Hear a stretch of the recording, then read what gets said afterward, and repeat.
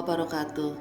Saya Witor Megasari dari SMP Negeri 287 Jakarta akan menyampaikan aksi nyata budaya positif.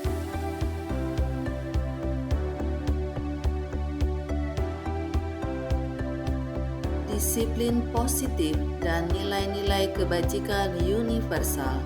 Disiplin positif merupakan unsur utama dalam terwujudnya budaya positif. Disiplin sebagai bentuk kontrol diri, yaitu belajar untuk kontrol diri agar dapat mencapai suatu tujuan mulia dengan menerapkan nilai-nilai kebajikan universal. Murid yang memiliki disiplin diri dapat berperilaku dengan mengacu pada nilai-nilai kebajikan universal dan memiliki motivasi intrinsik. Nilai-nilai kebajikan universal adalah nilai-nilai kebajikan diyakini dan disepakati bersama di kelas agar terwujud lingkungan belajar yang nyaman, menyenangkan, dan aman untuk semua murid. Teori motivasi, hukuman, dan penghargaan restitusi. Diana Gosen menyatakan ada 3 motivasi perilaku manusia. Yang pertama, untuk menghindari ketidaknyamanan atau hukuman. Motivasi yang dilakukan untuk menghindari hukuman atau ketidaknyamanan. Yang kedua, untuk mendapatkan imbalan atau penghargaan dari orang lain. Motivasi yang dilakukan untuk mendapatkan imbalan atau penghargaan dari orang lain. Yang ketiga, untuk menjadi orang yang mereka inginkan dan menghargai diri sendiri dengan nilai-nilai yang mereka percaya. Motivasi ini yang akan membuat seseorang memiliki disiplin positif, karena motivasi berperilakunya bersifat internal, bukan eksternal. Mereka melakukan sesuatu karena nilai-nilai yang mereka yakini dan hargai, dan mereka melakukannya karena ingin menjadi orang yang melakukan nilai-nilai yang mereka yakini tersebut. Keyakinan kelas. Keyakinan kelas merupakan fondasi dan arah tujuan sebuah kelas yang akan menjadi landasan dalam memecahkan konflik atau permasalahan di dalam sebuah kelas. Pembentukan dari peraturan-peraturan beralih ke keyakinan kelas. Nilai-nilai keselamatan atau kesehatan merupakan keyakinan dari nilai-nilai kebajikan universal yang disepakati. Pembentukan keyakinan kelas. Keyakinan kelas bersifat lebih abstrak daripada peraturan yang lebih rinci dan konkret. Keyakinan kelas berupa pernyataan-pernyataan universal. Pernyataan keyakinan kelas senantiasa dibuat dalam bentuk positif. Keyakinan kelas hendaknya tidak terlalu banyak sehingga mudah diingat dan dipahami oleh semua warga kelas. Keyakinan kelas sebaiknya sesuatu yang dapat diterapkan di lingkungan tersebut. Semua warga kelas hendaknya ikut berkontribusi dalam pembuatan keyakinan kelas lewat kegiatan curah pendapat. Bersedia meninjau kembali keyakinan kelas dari waktu ke waktu. Assalamualaikum warahmatullahi wabarakatuh. Waalaikumsalam warahmatullahi wabarakatuh. Apa kabar anak-anak? Baik, Bu. Alhamdulillah. Anak-anak, hari ini kita akan membuat kesepakatan kelas yang mana dengan kesepakatan kelas yang kita diskusikan akan mewujudkan kelas yang nyaman, menyenangkan, dan aman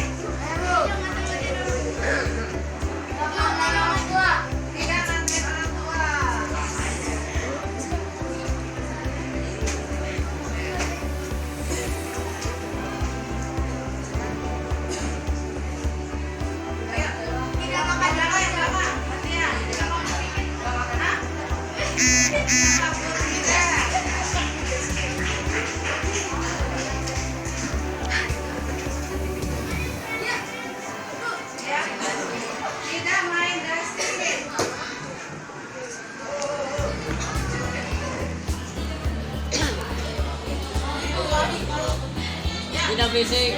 Tidak berisik.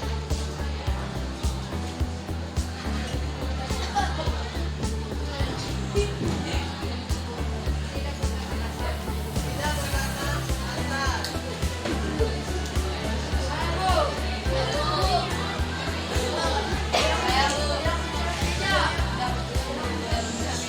Tidak mencoret meja.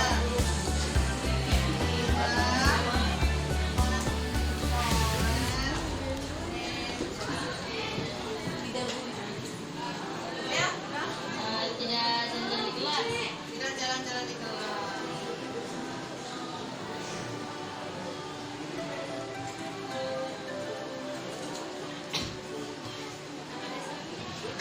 Kelas 11, Tidak makan di kelas. ya, tidak makan di kelas, tidak mencoret tembok, tidak makan di kelas. Berarti tidak mencoret tembok.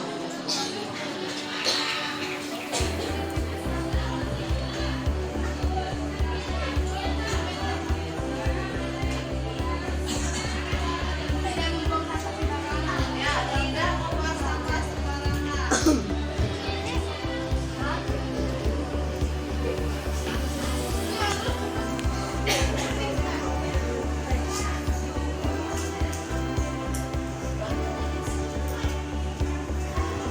Ada lagi? Masih banyak ya? Apa lagi, Nak? Tidak mengganggu kenyamanan kelas. Sampai banyak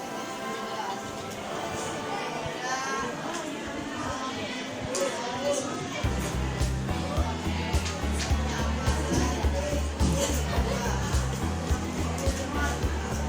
Tidak boleh. Tidak mau teman, tidak boleh sama ya.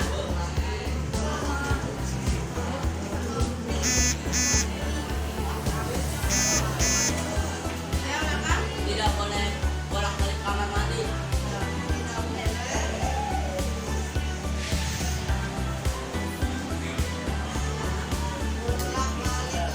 mandi.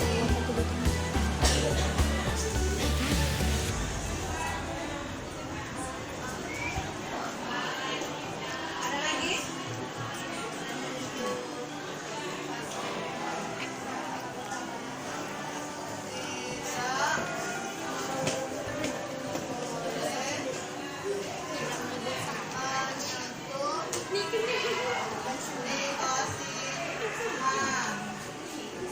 ada lagi?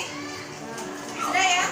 Ada 20 peraturan yang harus kita taati, harus kita laksanakan ya, supaya terwujud kelas yang nyaman. Nah, perhatikan dari peraturan kelas ini kita akan membuat nilai-nilai keyakinan apa yang harus kita terapkan. Ya, nilai-nilai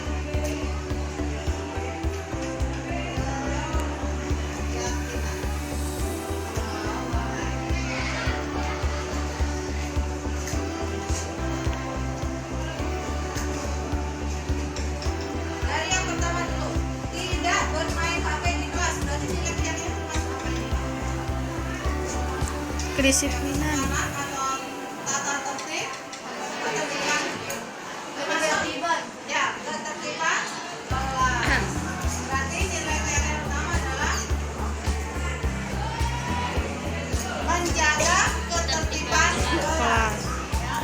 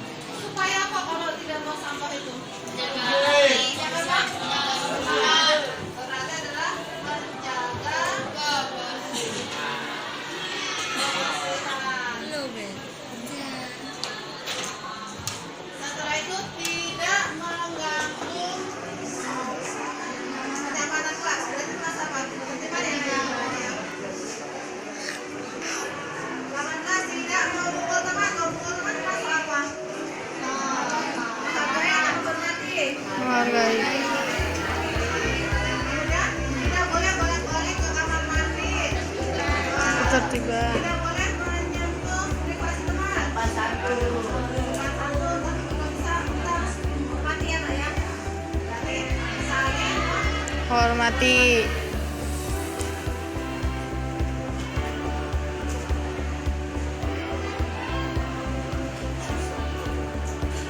baiklah Nak, dari 20 tadi pemutaran kelas yang sudah kalian sampaikan itu menjadi nilai keyakinan kelas yang mana yang pertama yaitu menjaga ketertiban kelas.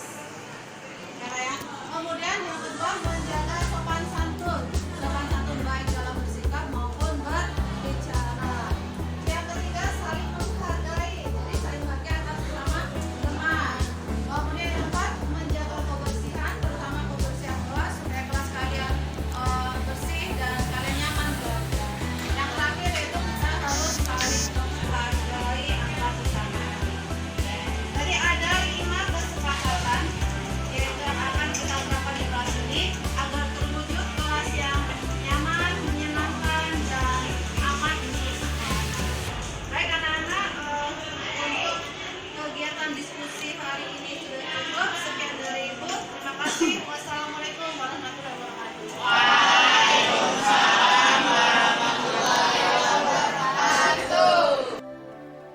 5 kebutuhan dasar manusia menurut Dr. William Glasser, yaitu bertahan hidup, kasih sayang dan rasa diterima, kebebasan, kesenangan, dan penguasaan.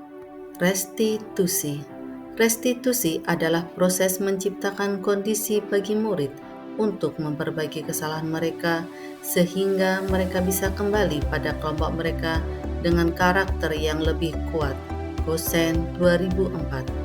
Restitusi juga merupakan proses kolaboratif yang mengajarkan murid untuk mencari solusi untuk masalah mereka dan membantu murid berpikir tentang orang seperti apa yang mereka inginkan dan bagaimana mereka harus memperlakukan orang lain.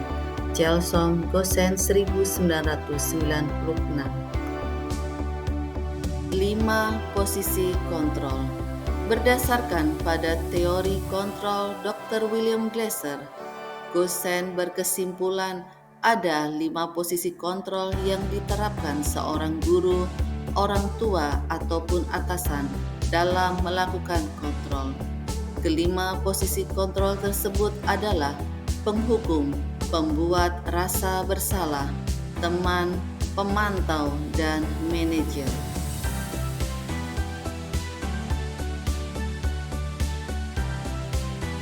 Segitiga restitusi merupakan proses dialog yang dilakukan guru atau orang tua murid untuk menghasilkan murid yang mandiri dan bertanggung jawab.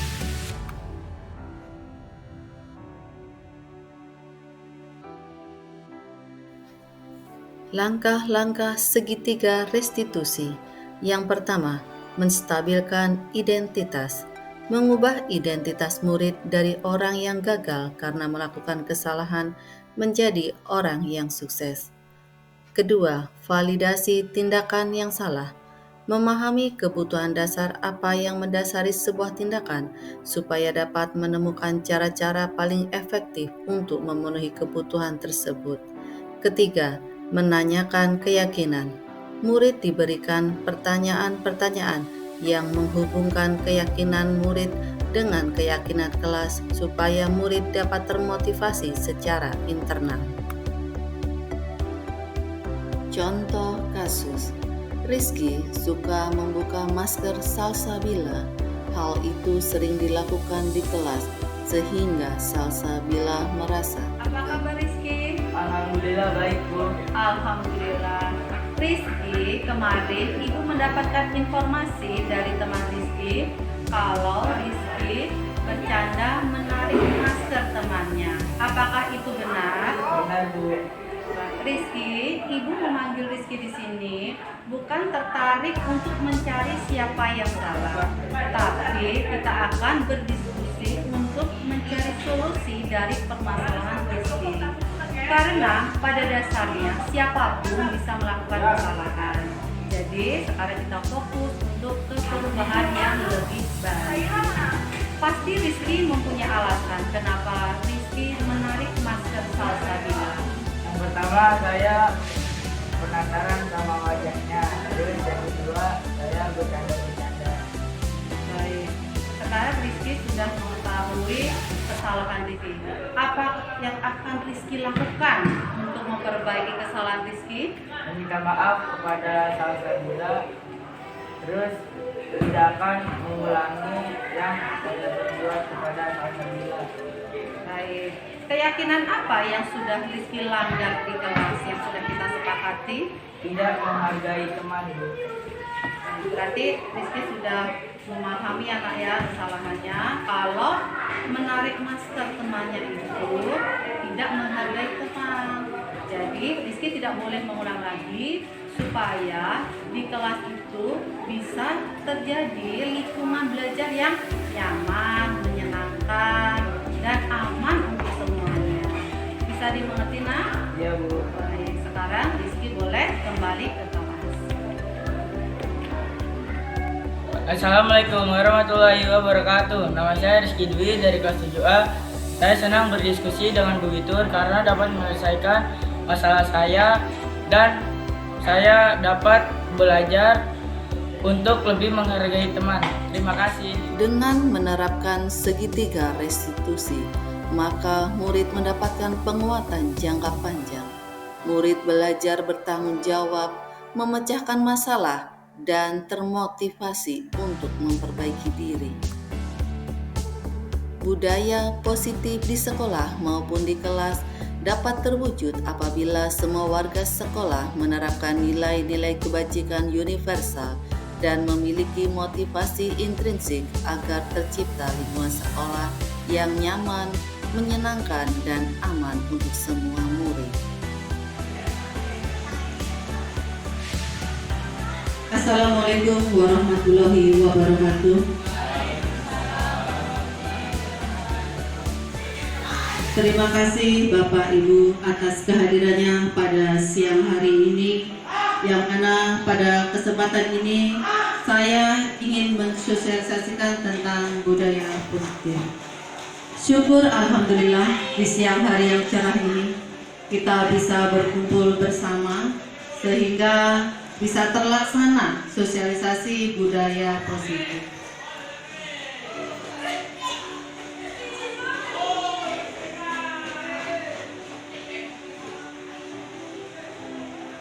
Budaya positif meliputi yaitu disiplin positif dan nilai-nilai kebajikan universal. Disiplin positif merupakan unsur utama untuk terwujudnya budaya positif sebagai bentuk kontrol diri, yaitu belajar untuk kontrol diri agar mencapai suatu tujuan mulia dengan menerapkan nilai-nilai kebajikan universal. Murid yang memiliki disiplin dan kontrol diri akan mengacu pada nilai-nilai kebajikan universal yang mana akan memotivasi secara intrinsik. Jadi motivasi dalam diri murid.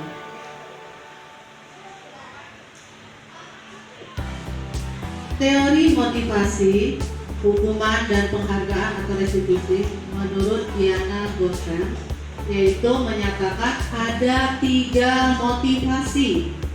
Motivasi yang pertama yaitu untuk menghindari ketidaknyamanan atau hukuman. Jadi melaksanakan disiplin karena takut ditegur atau supaya tidak mendapatkan sanksi begitu. Untuk yang kedua yaitu untuk mendapatkan imbalan atau penghargaan dari orang lain. Jadi melakukan termotivasi melakukan hal positif itu karena mengharapkan suatu hadiah atau dia mendapatkan pujian. Nah, berikutnya yaitu untuk menjadi orang yang mereka inginkan dan menghargai diri sendiri dengan nilai-nilai yang mereka percaya. Nah, inilah motivasi yang diharapkan dapat muncul pada peserta didik, yang mana motivasi itu benar-benar muncul dari dalam diri peserta didik sehingga dapatlah terwujud budaya positif.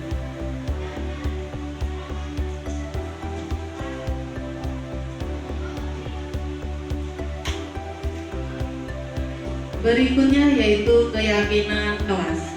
Nah, keyakinan kelas merupakan fondasi dan arah tujuan sebuah kelas yang mana sebagai landasan dalam memecahkan suatu konflik di kelas, yaitu supaya tercipta sebuah kelas yang nyaman, menyenangkan, dan aman untuk semua anak. Yang mana untuk menciptakan keyakinan kelas ini, kita akan membuat peraturan-peraturan kelas yang akan kita alihkan menjadi keyakinan kelas, yaitu nilai-nilai keselamatan dan kesehatan.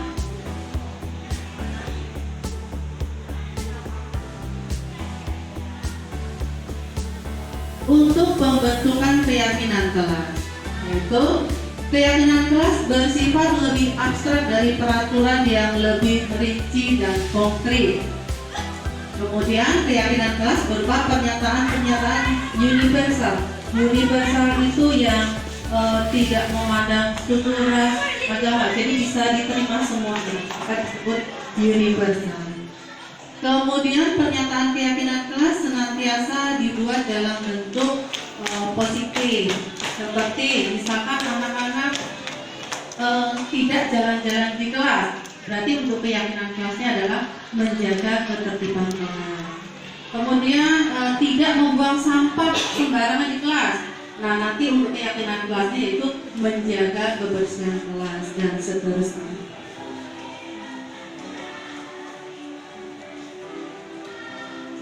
Lima kebutuhan dasar manusia.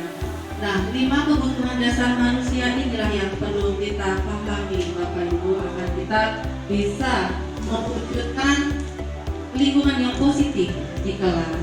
Yang pertama yaitu kasih sayang dan rasa diterima.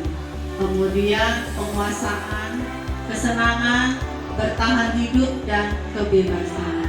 Dengan memahami 5 kebutuhan dasar tersebut, maka diharapkan dapat terwujud lingkungan kelas yang nyaman, menyenangkan, dan aman untuk semua murid.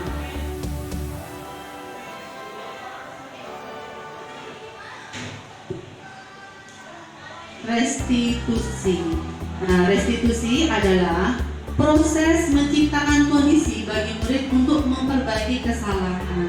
Yang mana apabila ada murid yang melakukan kesalahan, kita bisa menerapkan restitusi ini untuk menyelesaikan permasalahan dari murid supaya murid bisa menemukan solusi dari masalah mereka dan mereka bisa berpikir untuk ke arah yang lebih baik.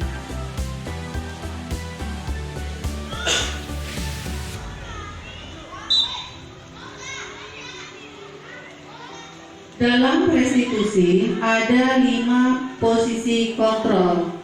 Yang pertama yaitu kontrol diterapkan seorang guru atau orang tua, yaitu 1 sebagai penghukum.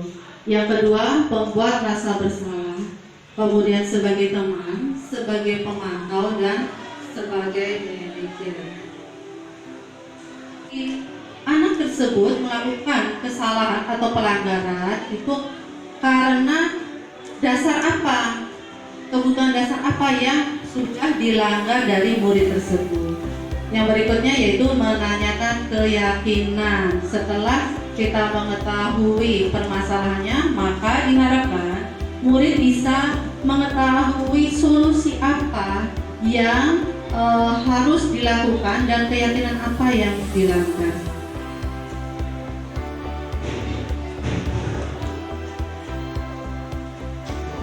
Bapak Ibu, ini saya mengambil salah satu kasus di kelas. Jadi di sini seorang anak yang suka bercanda membuka masker temannya. Untuk menyelesaikan kasus ini, saya menggunakan segitiga restitusi, yaitu dengan validasi kesalahan. Kenapa anak tersebut melakukan, kemudian dilanjutkan menstabilkan identitas supaya anak tersebut dari yang gagal kita tumbuhkan semangatnya agar menjadi atau termotivasi untuk individu yang sukses. Setelah validasi tindakan salah, kemudian dilanjutkan yaitu keyakinan. Keyakinan apa yang sudah dilanggar anak tersebut ketika menarik masker? Nah, setelah anak tersebut menemukan keyakinan yang sudah dilanggar, baru kita akan mencari solusi supaya murid tersebut tidak mengulang lagi. Karena sebelumnya kita sudah membuat keyakinan kelas, keyakinan di kelas. Jadi ada beberapa keyakinan nanti akan kita terapkan. Tanggapan murid berikutnya yaitu dengan menerapkan segitiga restitusi ini diharapkan murid dapat penguatan jangka panjang dan murid lebih termotivasi. Jadi untuk memperbaiki diri dalam diri sendiri, jadi bukan asik prinsip. Jadi diharapkan muncul tanggung jawab dan kemandirian pada murid.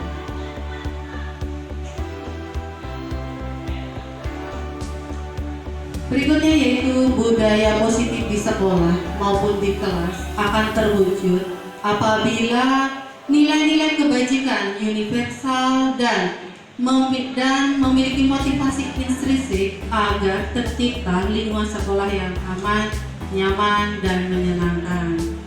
Oke, itu saja untuk sosialisasi budaya positif. Mungkin Bapak Ibu ada yang mau memberikan tanggapan? Silakan Bapak Ibu.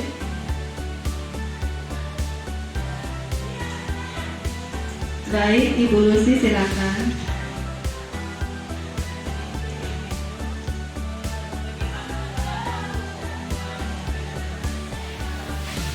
Baik, terima kasih. Jadi dari Ibu Lucy, pertanyaan Ibu Lucy yaitu bagaimana langkah-langkah untuk membuat keyakinan kelas. Baik Ibu, untuk membuat langkah-langkah keyakinan kelas. Jadi keyakinan kelas ini dibuat supaya anak-anak bisa menerapkannya dalam kegiatan belajar sehari-hari. Biasanya keyakinan kelas dibuat di awal sebelum kegiatan belajar mulai atau di awal anak-anak masuk. Jadi kita buat kesepakatan terlebih dahulu ya Bu ya. Jadi kita berdiskusi dengan anak-anak di kelas, kita berdialog. Jadi membuat peraturan apa saja yang akan kita sepakati supaya terwujud kelas yang nyaman, menyenangkan, dan aman untuk semua anak. Nah nanti anak-anak menyebutkan, kita beri kesempatan masing-masing anak untuk menyebutkan apa yang akan mereka lakukan supaya kelas tersebut menjadi menyenangkan. Nah dari peraturan yang dibuat anak-anak itu kita akan membuat keyakinan kelas. Jadi seperti yang tadi saya contohkan, misal anak-anak supaya kelas ini nyaman harus tidak boleh membuang sampah sembarangan. Nah kita bisa membuat keyakinan kelasnya yaitu menjaga kebersihan kelas. Atau kemudian lagi supaya kelasnya nyaman tidak boleh mencoret-coret meja. Jadi kita akan mengubah keyakinan kelas yaitu menjaga ketertiban atau kebersihan. Atau tidak boleh ngatain orang tua. Kita akan mengubahnya jadi berbicara dengan sopan dan santun. Jadi keyakinan kelas itu dan semula awalnya peraturan yang menggunakan kalimat tidak kita akan mengubahnya ke kalimat positif. Itu yaitu berupa keyakinan kelas, yang mana keyakinan kelas ini bersifat universal. Jadi universal itu bisa diterima semuanya. Ada lagi Bapak Ibu mungkin untuk masukan ya Mem? Dengan mengatasi anak bolos gimana ya? Seperti anak itu kan pakai seragam berangkat dari sekolah, dari rumah, tapi nggak nyampe ke sekolah. Udah tuh saatnya pulang sekolah dia pulang kembali ke rumahnya. Jadi orang tua nggak tahu, kadang-kadang ya bisa dia mengulangi gimana untuk mengatasi seperti itu. Untuk mengatasi permasalahan anak yang bolos tadi ya, Maya. Jadi kita bisa menggunakan segitiga restitusi, yaitu berdialog, mungkin bukan hanya dengan anaknya, dengan orang tua, wali kelas, gitu. Tapi yang utama adalah dengan anak dulu, dengan murid. Jadi ketika anak tersebut lolos, di pertemuan berikutnya kita akan memanggil anak tersebut, kita akan stabilkan identitasnya. Intinya supaya dia tidak merasa bahwa dia itu gagal karena sudah melakukan kesalahan, tapi kita coba membangun rasa kepercayaan dirinya supaya dia menjadi yang individu yang sukses seperti itu. Jadi kita bisa menanyakan gitu. Tidak, intinya ini, semua orang bisa melakukan kesalahan. Nah, sekarang bagaimana caranya dia supaya lebih baik lagi. Setelah itu baru kita akan memberikan keyakinan, pada keyakinan ketika dia bolos itu kesalahan apa yang sudah dia lakukan. Nah, sebelumnya kan sudah membuat keyakinan kelas tadi. Jadi keyakinan kelas apa yang sudah dilanggar, baru nanti akan menemukan solusi. Jadi prosesnya ada 3 langkah tadi. Segitiga restitusi. Iya, makanya disebut segitiga restitusi karena ada 3 langkah dalam menyelesaikan permasalahan anak, supaya anak ini sekalipun anak bermasalah, tapi dia tetap menjadi individu yang berhasil dan termotivasi memperbaiki diri dari dalam, supaya bertanggung jawab dan mandiri. Baik, Bapak Ibu, ada lagi masukan atau saran? Sudah cukup. Sudah cukup, Bapak Ibu. Bapak kemarin kan mau memberi tanggapan, Bapak, untuk refleksi ya, Pak ya. Silakan, Bapak.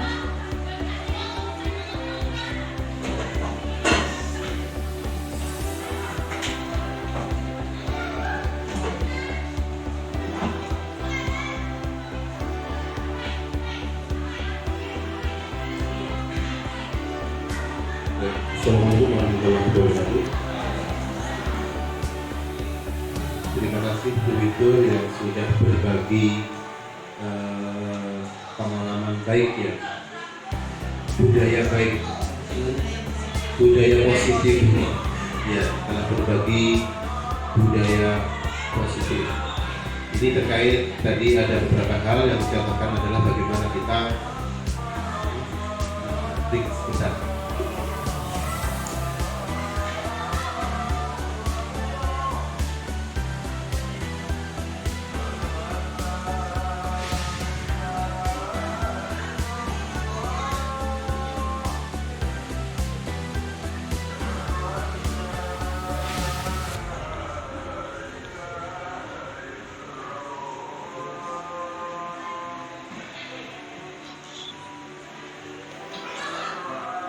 Baik, saya tambahkan sedikit tadi.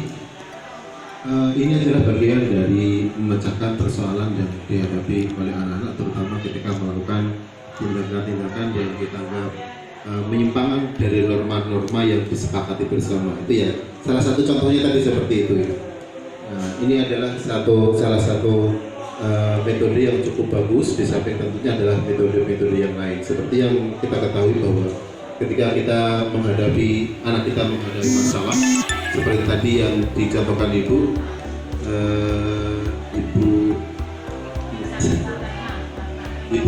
ya Bu Ratna ya, anak yang sudah diantar, sudah masuk, dan itu bukan hanya di sekolah sini ya, di sekolah saya dulu juga seperti itu, sudah ini ditungguin orang di dalam, begitu orang tuanya kabur, langsung keluar, ada yang begitu, jadi semuanya ada. Dan memang ada beberapa masalah, ya. Ada beberapa hal yang perlu kita lakukan. Salah satunya adalah seperti tadi. Tapi ini memang adalah langkah yang harus kita tempuh bersama.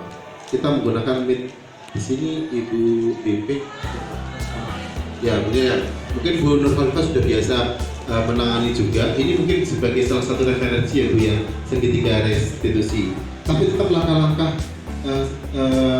berikut sebelumnya juga harus dilakukan. Mulai dari masalahnya kan tadi ya, anak suka bolos gitu kan ya.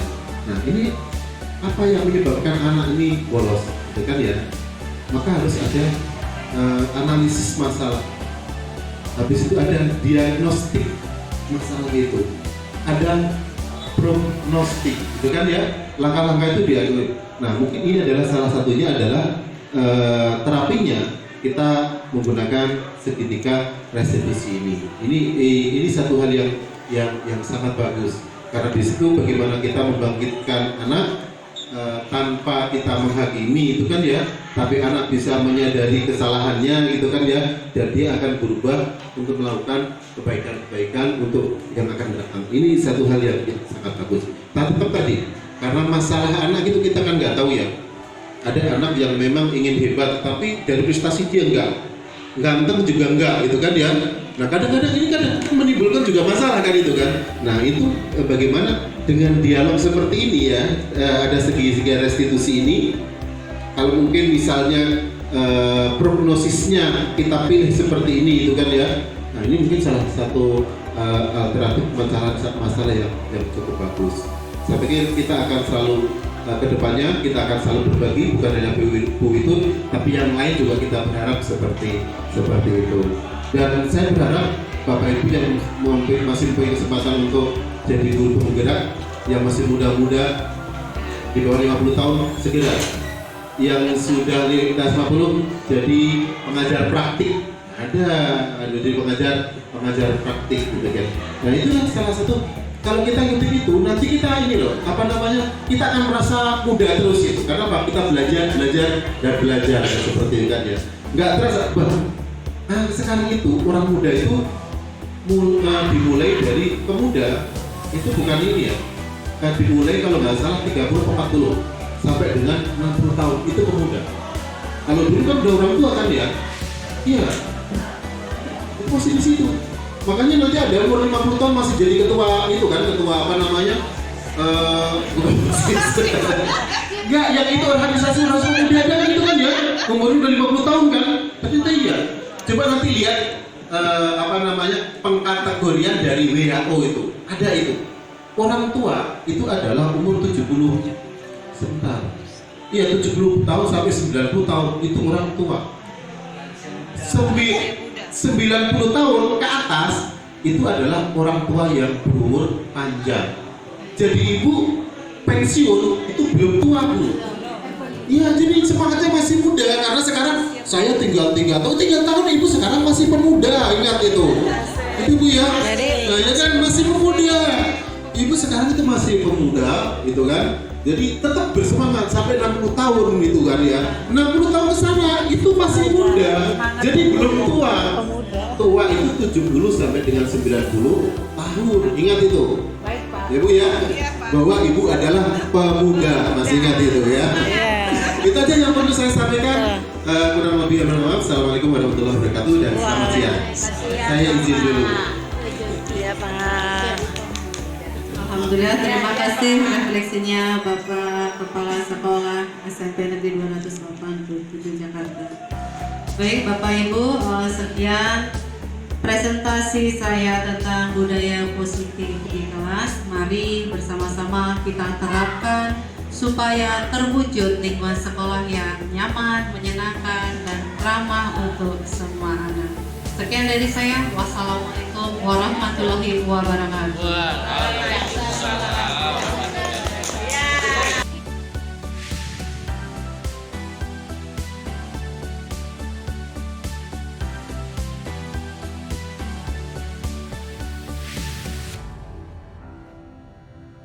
Sekian dari saya. Terima kasih.